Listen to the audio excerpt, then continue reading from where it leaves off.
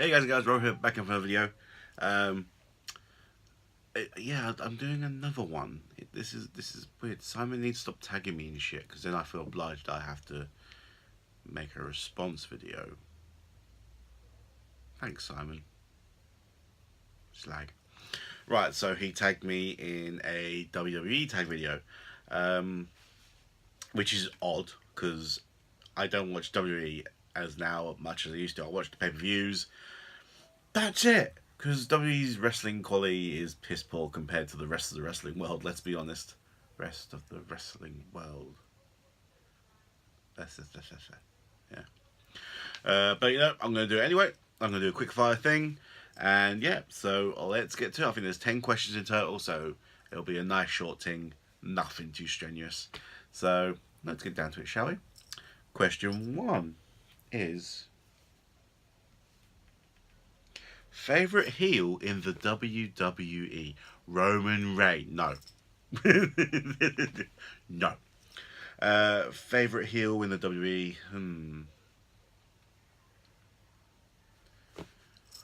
See, that's a hard one. Because there isn't really a lot of heels about. I mean, he's feuding right now. Seriously. Not a lot of people. Not a lot of amazing heels. See, the thing, I would also go with the Miz because Simon said the Miz, and I would also go with the Miz. Actually, no, I will go with the Miz because the Miz, like, the man is one of the hardest workers in the E. Um, he's been Intercontinental Champion for like 8 years. I mean, I personally do not like the Miz. I think I don't think he can wrestle well. I don't. Well, I say that. I don't like his wrestling style. I don't like him. I don't like supporting him. But at that same point, as a heel, I suppose he's doing his job right. But the man can cut promos like there's no tomorrow. The man, one of the safest workers in the E. Ask anyone that everyone knows that's a fact. He's bringing some prestige back to the Intercontinental Championship, which is amazing because that thing didn't have it for years. I just hope that someone would do the same for the US title, because that thing's a bit of a joke. Um, so I'm gonna go with the Miz. Favorite face in the WWE? Face. No. No, because we all know it's John Cena. No, it's not John Cena. Okay, there we go. Favorite face in WWE?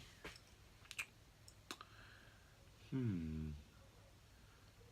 I suppose. I suppose. I suppose Shinsuke's face. Yeah. I'm gonna go with Shinsuke Nakamura.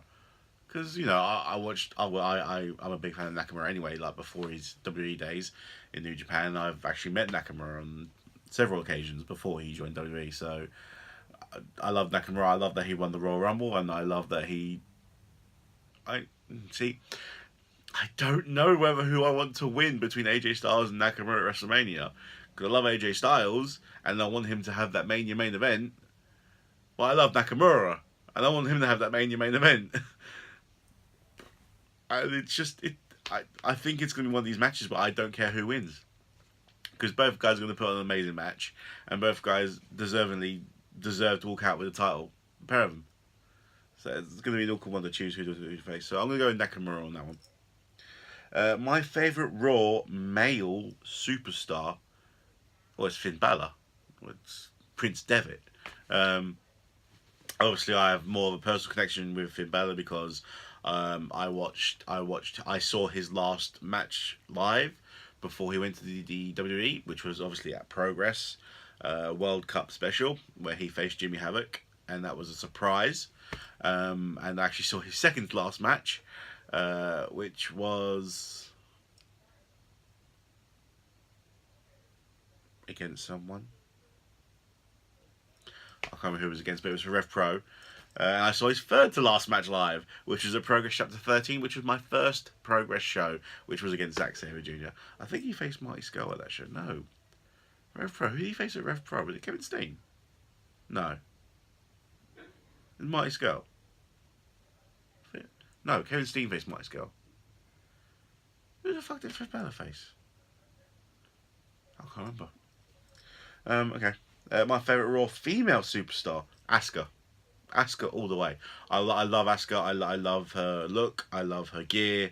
I love her crazy kookiness. I love her moveset. I love her persona. I just love everything about the woman. And I adore the fact that she won the Royal Rumble and that she's got this undefeated streak. And I'll be fucking pissed off if Ronda Rousey just walks into this company without paying her dues and actually beats Asuka's streak. I will not be happy whatsoever. Do not do it, WWE.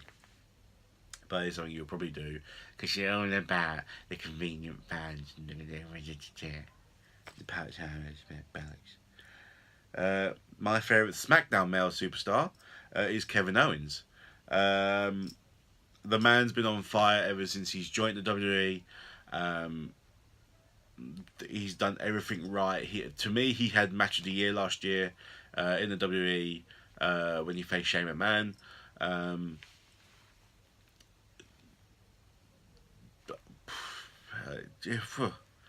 mean, the stuff he did with Jericho was amazing. He's running NXT. His debut onto the main roster facing John Cena. That John Cena feud was great. And obviously, I've loved Kevin Steen before WWE. Kevin Owens before WWE as Kevin Steen in Ring of Honor with the Scum stuff and his stuff with El Generico, which he's now doing again with Sami Zayn. And again, I met him at the same show that I met Finn Balor. Which was, believe it or not, his only time in the entire time he's been in the Indies, and he's been over the UK quite a lot in his time in the Indies. He never did a London show, and of course I live in London. The only London show he did was one of the last appearances he did before he went to WWE, which I finally met him at. I've loved Kevin Steen for years, absolutely years. So when he got signed to E, I was over the moon for the guy, and you know I was ecstatic when he won the Universal Championship. Just absolutely gutted that he lost it to Goldberg. Seriously, what the hell. My favourite SmackDown female superstar is Naomi. I've loved Naomi since day one, ever since she was even part of the Funkadactyls. And when Cameron left and Naomi went away, I loved the girl. I thought she was very athletic. She had a lot to give. You could tell she was passionate about this business. And then the fact that she has this glow gimmick, and I'm like, ooh, colourful, pretty lights. And you know her shoes. I marked out for her shoes because they lit up, and man, she was just amazing. And I was so happy when she finally won the title. But then she got injured and she had to relinquish it, and then she won it back at Mania. And that to me was just the icing on the cake, because that girl deserves it wholeheartedly. The amount of work that she's put in you know how she's got to go from just a valet to Brodus Clay as a twin to champion. Man, amazing stuff. Amazing stuff. My favourite 205 Live superstar, Jack Gallagher. Without a shadow of a doubt. Again, because of my personal connection to Jack Gallagher, because again, I've seen him live multiple times because he's a Progress name who got signed to WWE. And who I recently, only just recently, in all the time that I have seen Jack Gallagher, I've recently just got a picture of him back in December because he showed up at Progress and I had a match with Pete Dunne. So there we go. My favourite NXT superstar, Adam Cole. Come on. Adam Cole! Baby!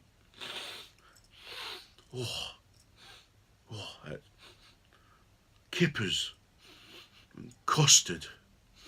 Oh, kippers and custard, yeah. Again, Adam Cole, again, is a name that I've loved for years on the indie scene. I've loved him in Ring of Honor. I loved him in New Japan. I loved him in the Bullet Club, in being the Elite.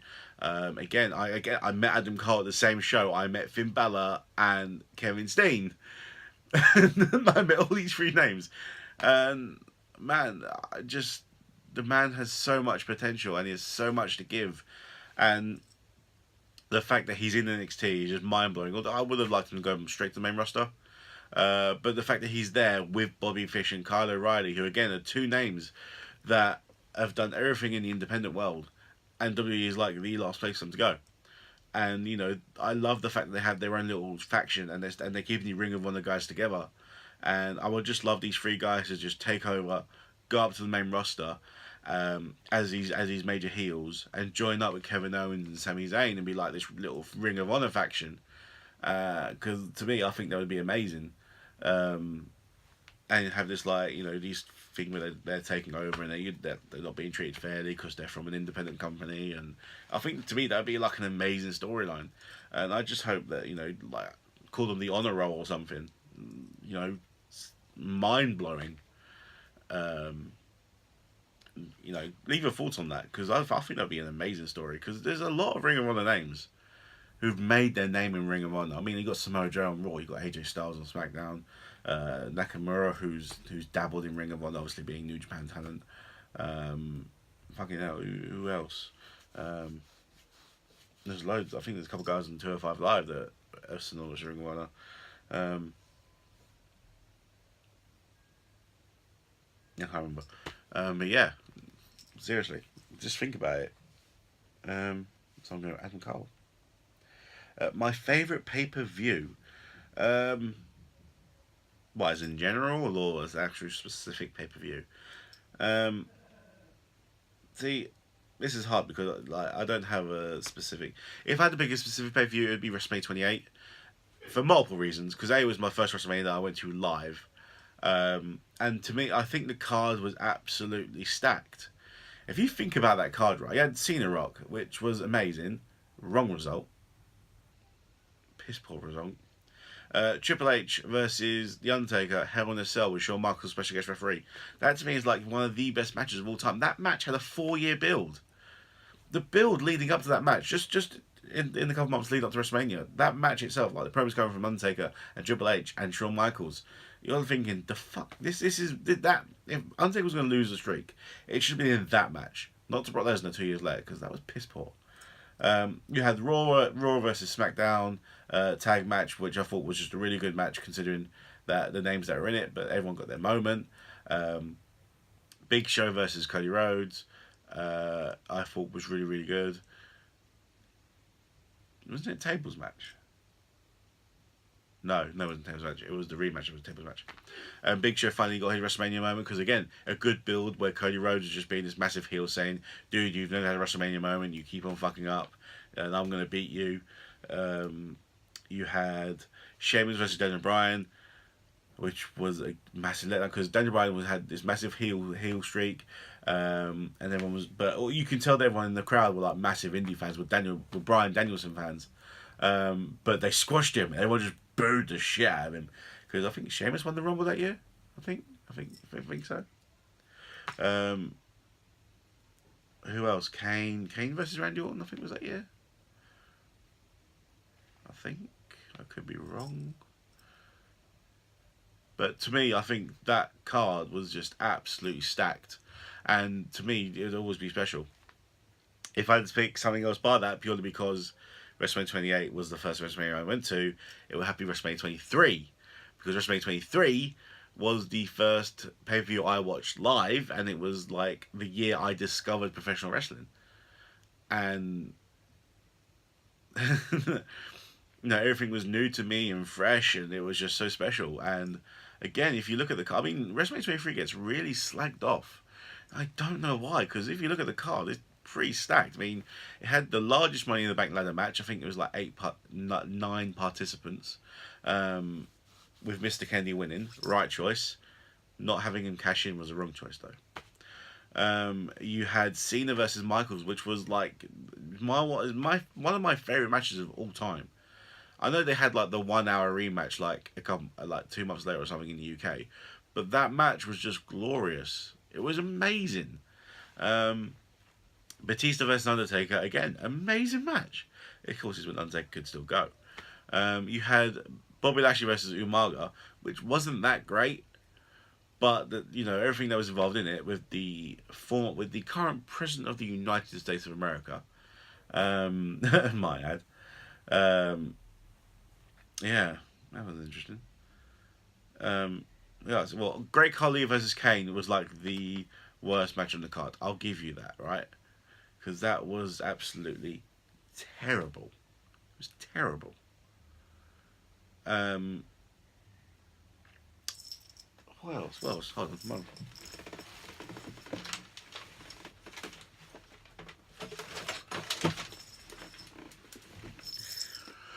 Two edition right here. Um, oh yeah, the ECW Originals versus the New Breed. Again, I thought could have been better.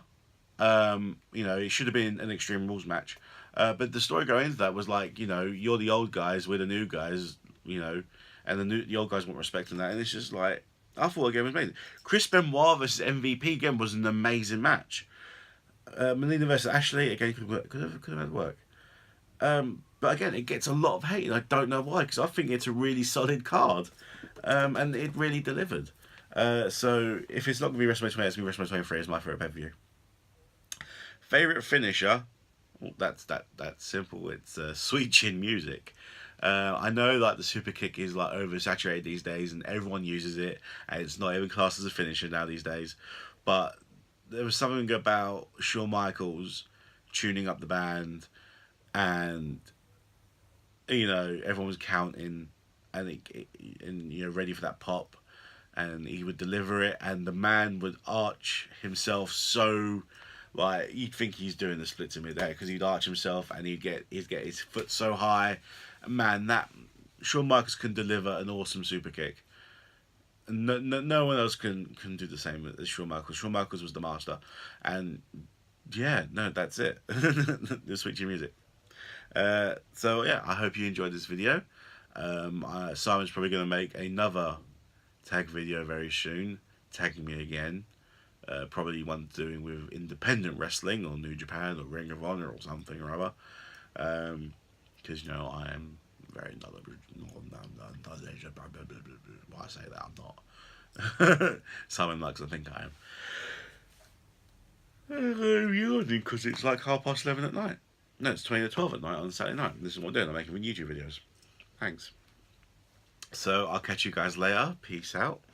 Rebel Eyes. Yeah.